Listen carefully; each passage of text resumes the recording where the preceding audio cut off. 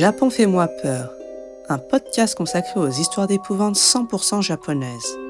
Je m'appelle Sabrina et je vous donne rendez-vous ici pour découvrir des légendes urbaines, creepypasta et autres histoires mystérieuses tout droit venues du Japon.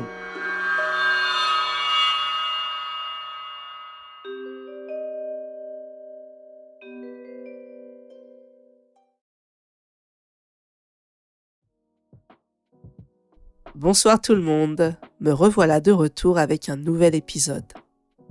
J'espère que vous allez bien. De mon côté, ça va, l'automne est enfin là, j'en pouvais tellement plus de la chaleur de l'été. Ça fait du bien, je revis enfin. Sinon, c'est bientôt Halloween, ça y est, on y est. Après, sans vous mentir, pour moi, ça change pas grand-chose. Je consomme de la lecture et des films qui font peur tout au long de l'année. Alors le soir de l'Halloween, je ne me déguise pas, je ne participe pas à des parties spéciales Halloween. Je reste juste chez moi avec un tas de choses à grignoter devant des films d'horreur. Mais j'aime ça, hein, ça me convient très bien. D'ailleurs, en parlant de films, j'ai une petite recommandation. C'est un film que j'ai regardé dernièrement, Uzumaki de Higuchi Shinkai. Chinsky, je suis pas très sûre de la prononciation. C'est un japonais d'origine ukrainienne. C'est l'adaptation d'une histoire de Junji Ito, le fameux Junji Ito, le roi du manga d'horreur au Japon. Mais vraiment, je crois qu'il y a personne qui est aussi connu que lui. Après, il y en a d'autres. Mais vraiment, quand on parle manga, horreur, ici tout de suite, il y a Junji Ito. On a vraiment comme l'impression d'être dans un cauchemar totalement fou. Et j'adore ça. C'est vraiment ce qui me plaît dans les œuvres de Junji Ito. Et je trouve que là, le réalisateur a vraiment su retraduire ça. Ça raconte l'histoire d'un village japonais dont les habitants perdent la tête les uns après les autres.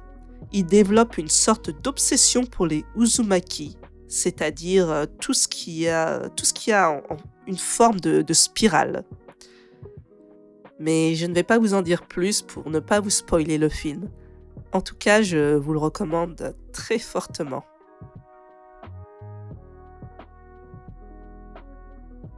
Sinon, au sujet du podcast, pour l'occasion d'Halloween, il y aura des épisodes supplémentaires sur la dernière quinzaine d'octobre. Je vous donnerai des informations au fur et à mesure des sorties sur le compte Instagram. Bien, entrons dès à présent dans le vif du sujet, avec non pas une, mais deux histoires qui ont été publiées anonymement sur la plateforme japonaise 2chan. Mais avant de commencer, sachez que puisqu'il s'agit d'histoires publiées anonymement sur 2chan, la plupart des lieux ne sont pas nommés, il n'y a que les premières lettres et tous les noms sont fictifs.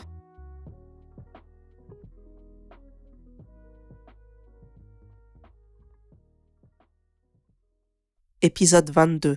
Frayeur dans la campagne japonaise.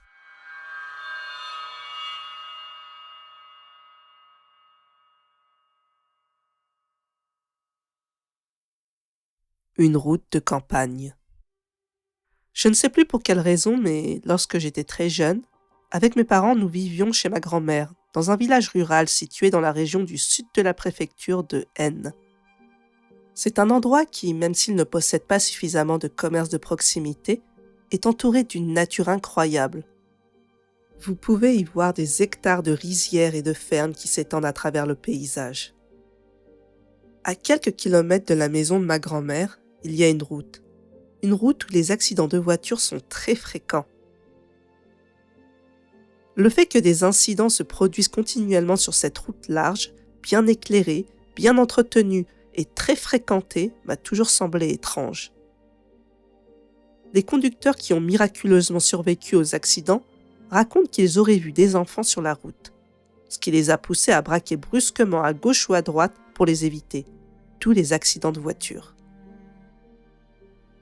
Un jour, ma grand-mère me raconta une histoire concernant cette route. J'ai entendu une histoire de ma grand-mère, qui est donc ton arrière-arrière-grand-mère. Lorsque ton arrière-arrière-grand-mère était encore une enfant, il y eut un meurtre impliquant de nombreux enfants. Ils ont été assassinés sur cette même route, On le sait car certains des cadavres y ont été retrouvés, mais d'autres non. Je pense que les âmes vengeresses de ces enfants assassinés rôdent toujours sur cette route, à la recherche du coupable. Maintenant, écoute bien. Quand tu seras en âge de conduire une voiture et qu'il t'arrivera de conduire sur cette route, ne t'arrête surtout pas. Je dis bien surtout pas.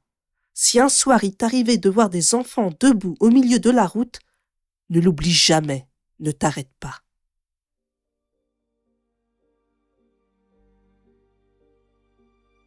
Après avoir passé un certain temps chez ma grand-mère, à vivre dans la peur à cause de ces histoires de fantômes qu'elle aimait à me raconter, mes parents et moi avons finalement déménagé à Osaka. Et là, ces souvenirs de mon enfance dans le village rural ont lentement commencé à s'estomper au fur et à mesure que je m'habituais à ma nouvelle vie citadine. Aujourd'hui, j'ai la trentaine. Je suis marié et père de 2 enfants que j'ai eus avec ma femme. En grandissant, mes enfants ont commencé à manifester un vif intérêt pour les activités en plein air. Pendant leurs vacances d'été, je les emmenais parfois voir ma grand-mère. Malgré son âge avancé, ma grand-mère était toujours en bonne santé et pleine de vie. Elle était toujours ravie de voir ses arrière-petits-enfants venir dormir chez elle. Un soir, durant les vacances d'été, j'ai pris l'autoroute d'Osaka jusqu'au village de mon enfance. Je regardais prudemment autour de moi. L'ambiance était tamisée et je suis tombé sur une route pas trop loin de chez ma grand-mère. Mais ce qui s'est passé ensuite, je ne l'oublierai jamais pour le reste de ma vie. Je roulais sur la route et des silhouettes sombres ont commencé à apparaître au loin. Les silhouettes se sont ensuite manifestées sous la forme de petits enfants de 4 ou 5 ans qui se tenaient là, debout par la main, pour former un barrage au milieu de la route, alors que je m'approchais rapidement. Il y avait 5 enfants. Ma femme me mit en garde. « Chérie, arrête la voiture !» Mais avant d'appuyer sur la pédale de frein, je me suis rappelé les paroles de ma grand-mère. Si un soir il t'arrivait de voir des enfants debout au milieu de la route, ne l'oublie jamais, ne t'arrête pas. C'est alors qu'au lieu de freiner, j'ai accéléré et foncé dans le groupe d'enfants. « Qu'est-ce qui ne va pas chez toi? Stop, stop !» Mon esprit était revenu à la réalité quand j'entendis le cri de terreur de ma femme. Lorsque je me suis retourné vers l'endroit où les enfants auraient dû être à terre, il n'y avait personne. Mes propres enfants dormaient déjà profondément lorsque nous sommes enfin arrivés dans la maison de ma grand-mère. Mais ma femme et moi, glacés jusqu'aux os au milieu d'une nuit d'été chaude et humide, n'avons pas pu fermer l'œil de la nuit après cet événement surréaliste. Je prie encore aujourd'hui pour que ces enfants trouvent un jour la paix.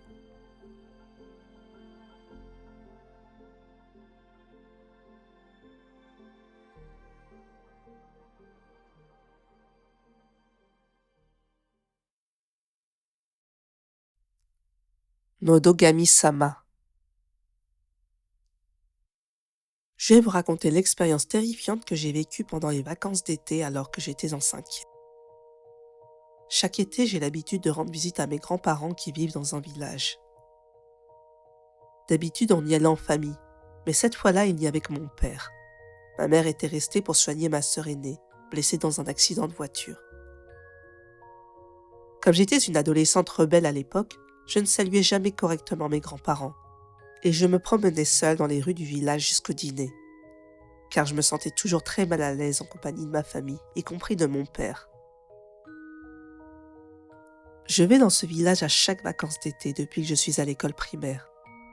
Alors je connais très bien l'endroit, mais à chaque fois je me rappelle que les adultes me mettent en garde de faire une chose en particulier, d'aller jusqu'au sanctuaire de la montagne. Le sanctuaire est assez ancien. Lorsque je demandais à mon père pourquoi les enfants n'étaient pas autorisés à s'y rendre, il me répondait toujours que seuls les adultes étaient autorisés à s'y rendre. Cette réponse ne faisait que renforcer ma curiosité pour le sanctuaire, mais j'avais également peur de m'y rendre seule. Un jour, Bunko, une voisine du même âge, s'est approchée. « Hé, ça va? Tu fais quoi ?» Je lui racontais mon intention de visiter le sanctuaire de la montagne. Alors elle me proposa de venir avec d'autres enfants du village pour qu'ils se joignent à mon aventure de l'horreur. J'acceptais, mais à contre-cœur. À 23h, je me faufilais hors de la maison pendant que mon père et le reste de la famille étaient occupés à boire. Je partais retrouver Bunko à notre point de rendez-vous. À mon arrivée, je retrouvais d'autres visages familiers du village. Chihiro, Daigo et Erika.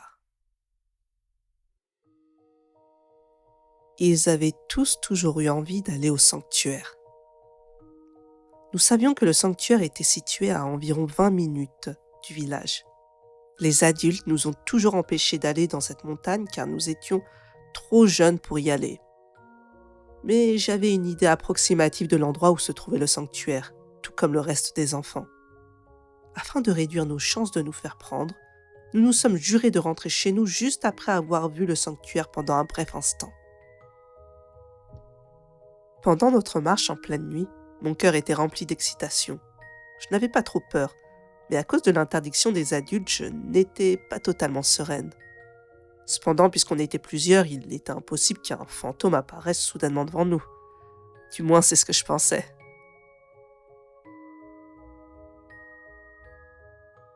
Nous sommes finalement arrivés au sanctuaire, et en observant le vieux torii érigé tout seul au milieu des bois sombres, j'ai immédiatement regretté d'avoir voulu venir ici. Je voulais faire demi-tour, mais comme Bunko et les autres enfants avançaient dans le sanctuaire, je n'ai pas eu d'autre choix que de les suivre. Il était plutôt petit, l'autel n'étant placé qu'à quelques mètres du torii à l'entrée. « Attendez, c'est tout ?» dit Bunko d'un ton déçu. « Cet endroit n'est pas si effrayant que ça finalement. » Chihiro et Daigo proposèrent de rentrer chez nous. « Nos mères vont se fâcher contre nous. » Erika était du même avis que Daigo et Chihiro, et moi aussi. Mais avant même que nous ayons pu franchir le torii, Chihiro avait ouvert la porte de l'hôtel miniature. Elle jeta un œil à l'intérieur de l'hôtel et fit un petit bruit, puis s'effondra sur le sol. Tout en se recouvrant la bouche avec ses deux mains, elle roula sur le côté. Elle retira ses mains de ses lèvres et commença à se gratter frénétiquement la gorge jusqu'au sang. Sans perdre un instant, Erika et Daigo partirent en courant vers le village pour chercher de l'aide. Bunko et moi regardions impuissant Chihiro qui se débattait. Puis, parce qu'il fallait empêcher Chihiro de s'infliger plus de blessures à la gorge, nous avons essayé de maintenir ses bras au sol. Après un long moment, des bruits de pas se firent entendre autour de nous. C'était M. Fukuda, le grand-père d'Erika et de Daigo. Il jeta un coup d'œil rapide à Chihiro et à l'hôtel, puis s'écria « Noto-kami-sama » Ensuite, M. Fukuda attira Daigo vers lui. « Va retrouver le conseiller du village et raconte-lui ce qui s'est passé. Il doit venir avec la grand-mère. Quant aux autres, retournez dans vos maisons, la grand-mère s'occupera de tout. » Même si j'étais très inquiète pour Chihiro, j'ai fait exactement ce qu'il nous avait ordonné de faire. De retour à la maison, je retrouvai mon père très en colère. Pendant ce temps, l'inquiétude accompagnée de remords pour avoir laissé un tel incident arriver à Chihiro me firent pleurer. Voyant l'état de mon chagrin, mon père commença à m'expliquer calmement. « Écoute, Nodogami-sama a certainement mordu Chihiro, mais la grand-mère s'occupe d'elle maintenant, donc tout va s'arranger, d'accord ? Après tout, c'est aussi de ma faute puisque je ne t'ai jamais raconté pourquoi on interdit aux enfants de s'approcher de ce sanctuaire. » Alors voilà l'histoire. Nodogami s'écrit en kanji « mordre la gorge ».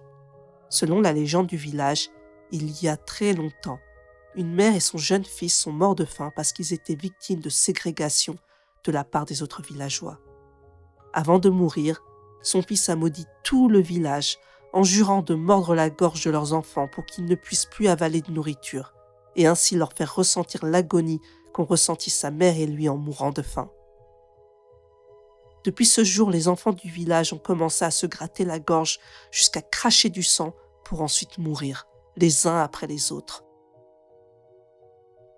Ce phénomène diabolique a persisté jusqu'à ce qu'un exorciste itinérant vienne un jour dans ce village et enferme une fois pour toutes l'esprit vengeur du fils défunt dans l'autel du sanctuaire de la montagne. D'ailleurs, la grand-mère qui soigne actuellement Chihiro est la descendante de cet exorciste itinérant. Et elle seule possède le pouvoir de sceller l'esprit malveillant à ce jour. Je quittai le village en compagnie de mon père le lendemain matin. Depuis cette nuit-là, je n'ai jamais passé plus d'une journée et une demi-journée dans ce village. Non pas comme punition de mes parents, mais par mesure de sécurité. Cela ne m'a jamais empêché de rester en contact avec Bunko et les autres enfants. Chihiro s'était remise de cette malédiction sans le moindre traumatisme, ni la moindre cicatrice à la gorge. Aujourd'hui, je suis une adulte, et je refuse toujours de retourner voir ce sanctuaire. L'horreur de cette nuit est encore parfaitement gravée dans ma mémoire.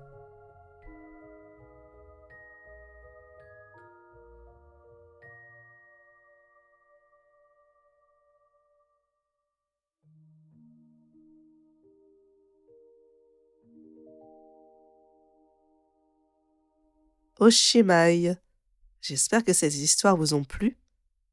Ce qu'elles nous apprennent, c'est qu'il est bon de toujours rester très prudent lorsqu'on se retrouve dans la campagne japonaise. Alors déjà, un grand merci à toutes les personnes qui sont restées jusque-là, surtout avec mon état. Enfin, j'ai le nez bouché, donc je ne sais pas si vous l'entendez. Ah, je suis vraiment désolée, hein, mais en ce moment, c'est la cata, quoi. Donc voilà. Alors, si ces histoires vous ont plu, si vous aimez le podcast, partagez, laissez des commentaires, notez. N'hésitez pas à venir sur Instagram, sur le Discord également de Japon Fais-moi peur. Sur ce, je vais vous laisser et je vous dis à très bientôt sur Japon Fais-moi peur pour plus d'histoires d'horreur japonaises.